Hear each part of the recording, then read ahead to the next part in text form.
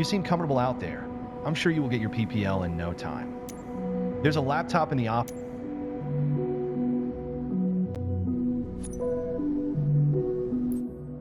Here you can see different certifications you can.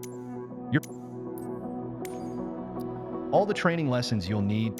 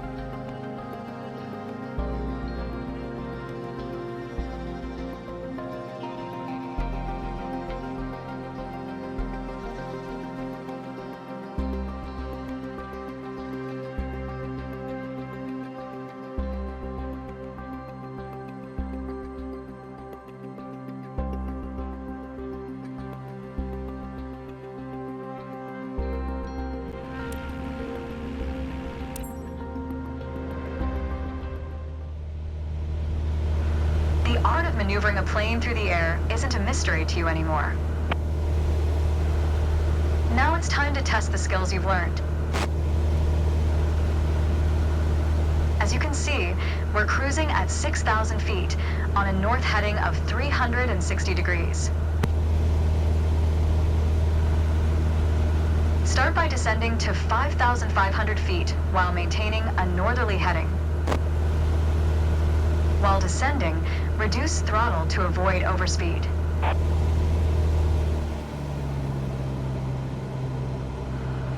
If your speed is in the yellow section of the airspeed indicator, it means you are overspeeding. You put your plane in a dangerous situation. Start by descending to 5,500 feet while maintaining a northerly heading.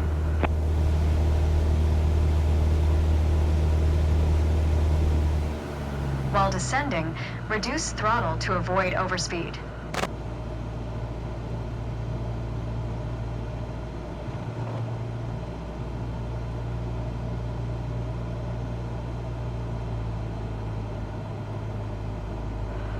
While descending, reduce throttle to avoid overspeed.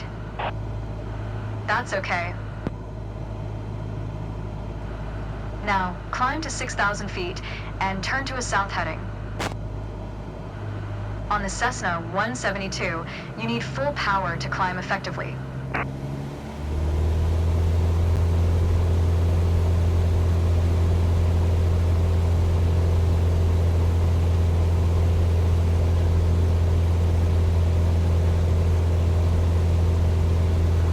You can start the climb when you're ready.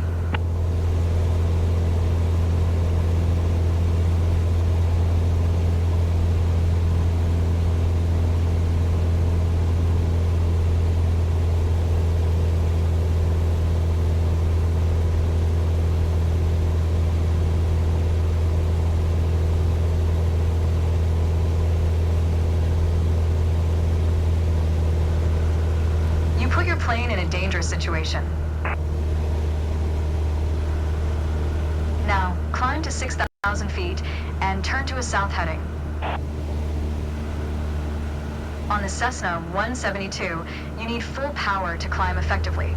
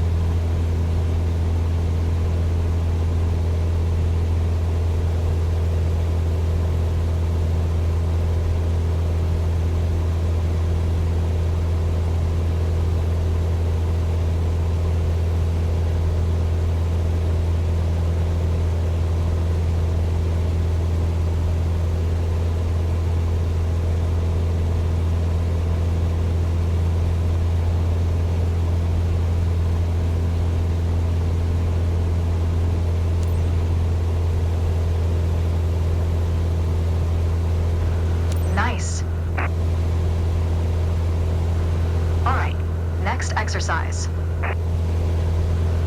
Maintain your heading of 180 degrees, stay at 6,000 feet, and adjust your airspeed to 80 knots.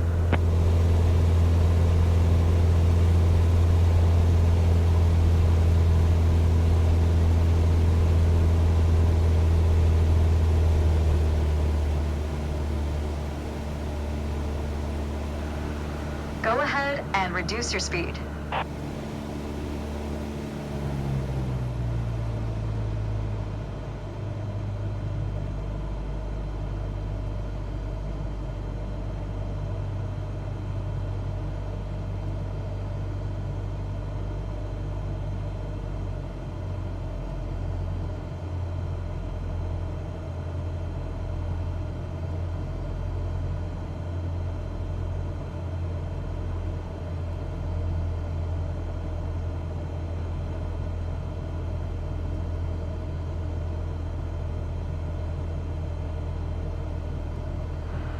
That's okay.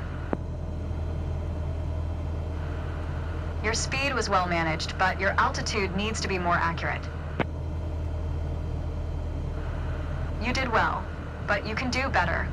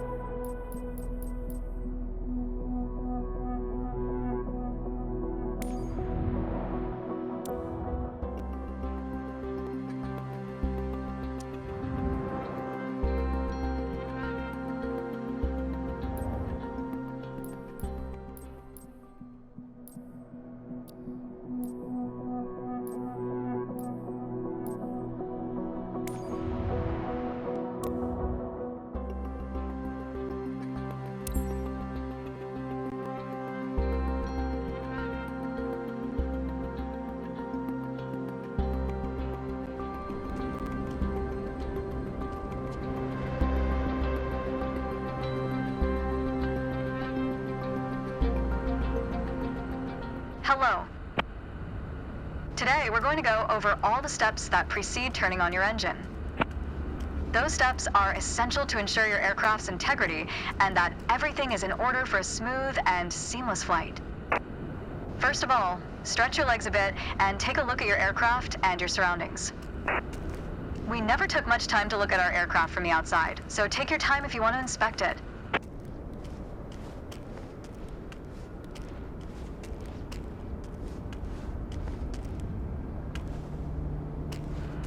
You might have noticed some extra bits on your aircraft. These are the covers and chocks. Covers are installed when the plane is not in use and are meant to avoid damaging its sensitive parts. Chocks are there to immobilize the aircraft. You'll need to remove them before takeoff.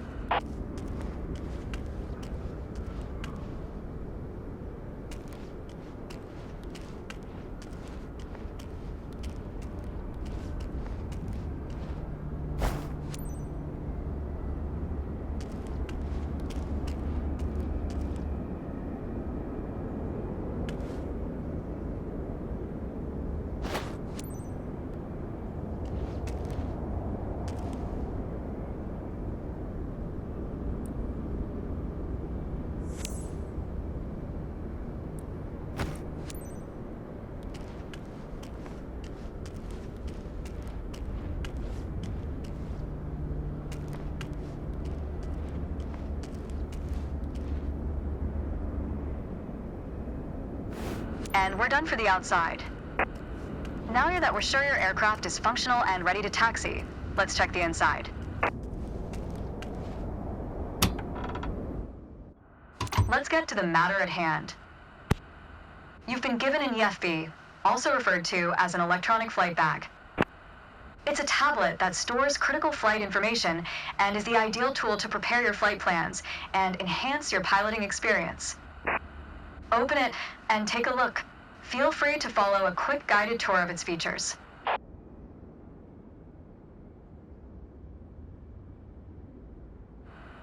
The EFB features an interactive map, a flight plan editor, aircraft and current flight information, a nav log as well as fuel and payload options.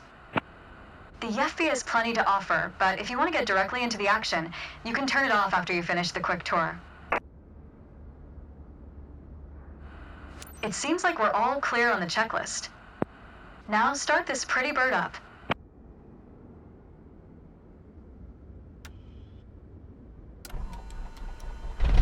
Now that we've covered all the preparations, let's get to the good stuff, shall we?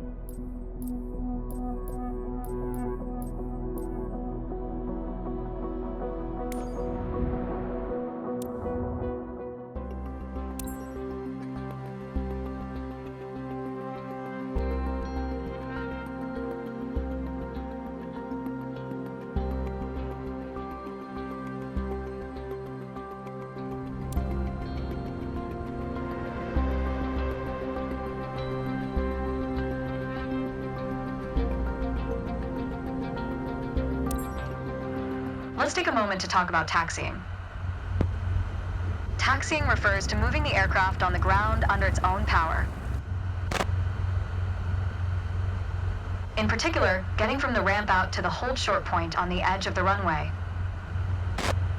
Steering on the ground is managed through the rudder pedals. That's right, unlike driving a car, we turn by using our feet. Okay, ready? With the throttle idle, release your parking brake.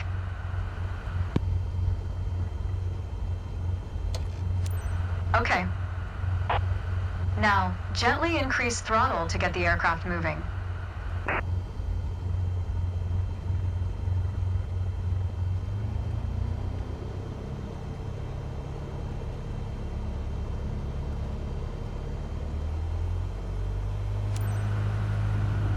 Go easy on your throttle.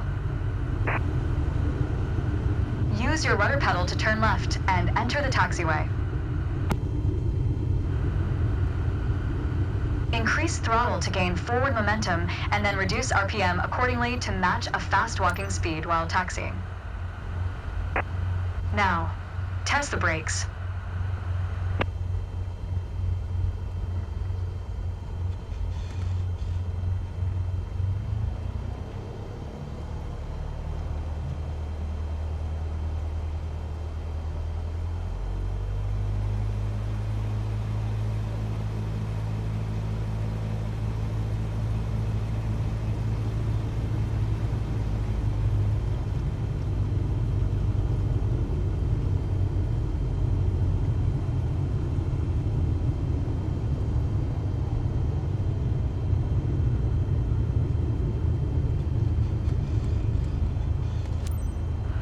Good. Brakes checked. Taxi to the next exit, then come to a stop. Remember to control your speed with throttle and brakes. See the crossing in front of us. Stop before it, as if traffic was coming off the runway.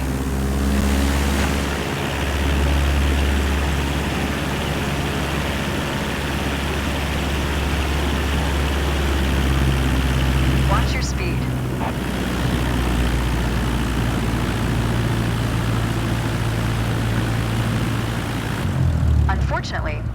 wheels crossed out of the taxiway.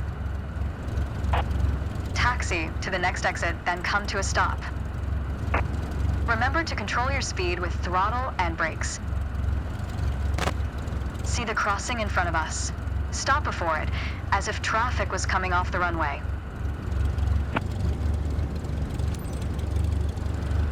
All right, taxi to holding point Alpha 1 next. It's at the far end of the airport, near the head of runway 21. Unfortunately, one of your wheels crossed out of the taxiway. Stay as close as possible to the taxiway center, marked by the yellow line, and watch your speed.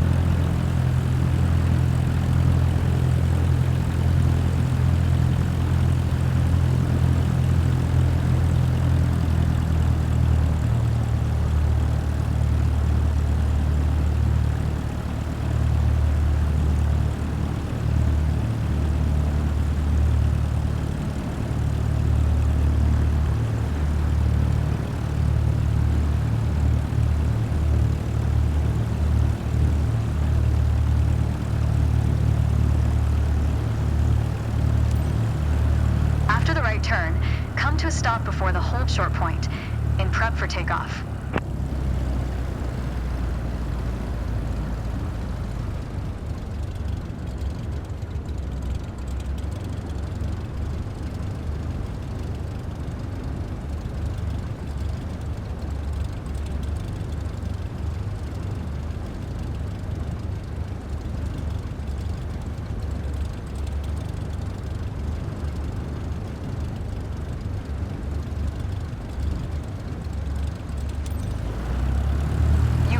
That lesson. The next challenge will be to keep the aircraft under control while at full throttle for takeoff.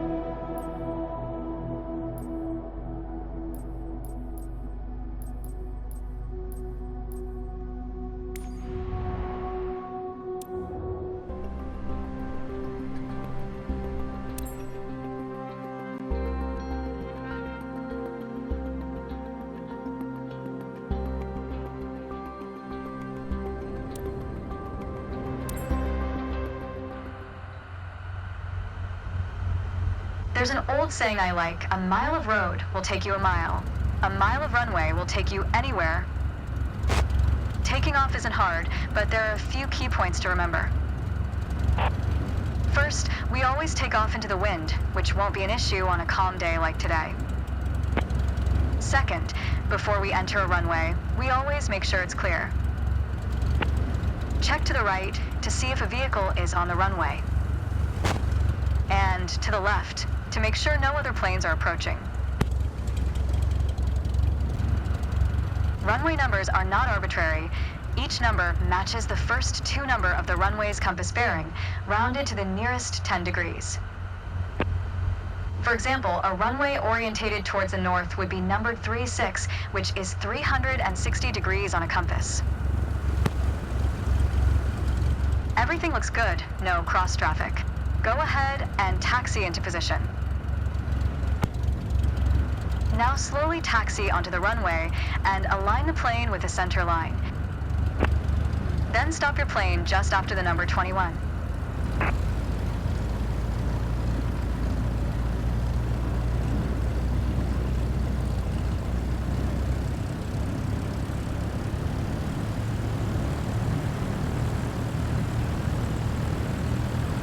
Let's position the plane for takeoff.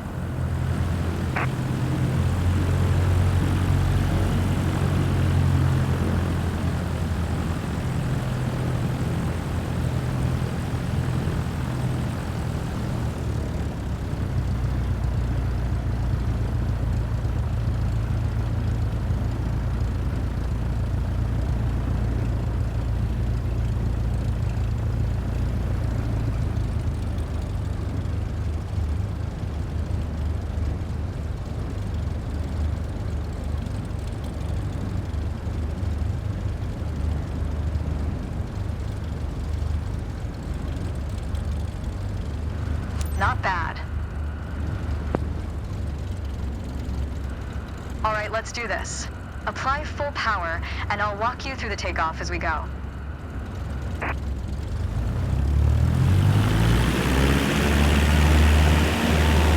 Use your rudder to stay on the center line, and keep pushing power until you reach 55 knots.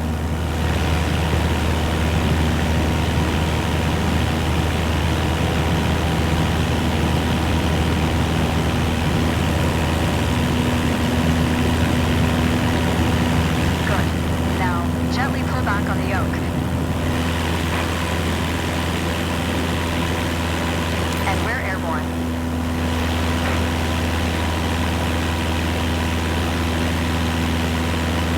Line up the top of your instrument panel so it's a couple of inches above the horizon.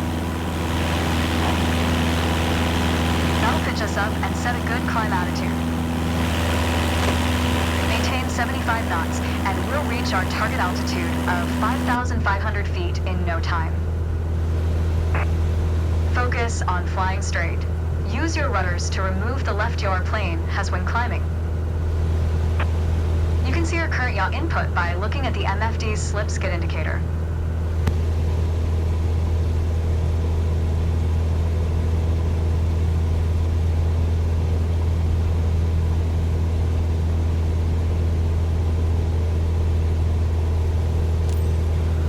Okay, 5,500 feet. You've reached your target altitude. Good job.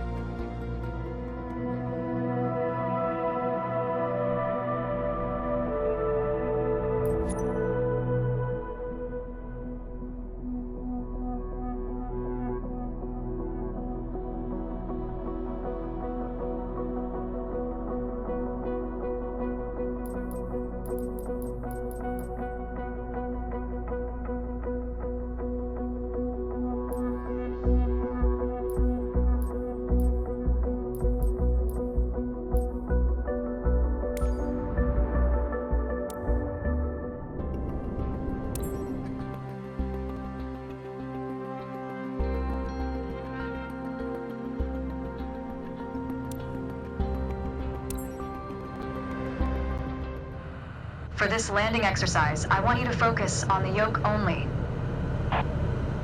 We're close enough to the runway to land safely without adding any throttle. Maintain a speed of around 65 knots. Pitch down if you're going too slow. Pitch up if you're too fast. Keep your airspeed at 65 knots. When you're 10 feet above the runway, it's time to flare.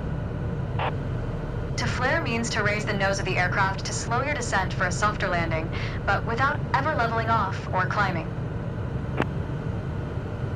The main landing gear will touch down before the nose wheel does.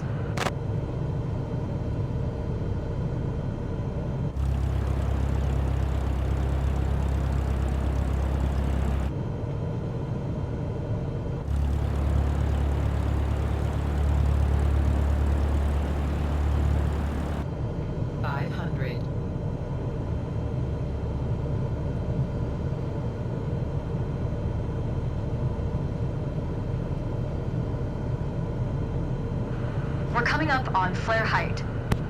Resist the temptation to pull back. Now, focus on the end of the runway and pull back slightly on the yoke to aim the nose just above it.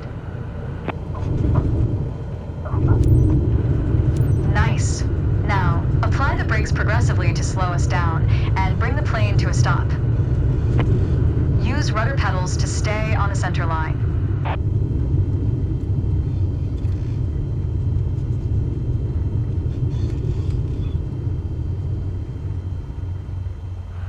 Well done, but there's room for improvement.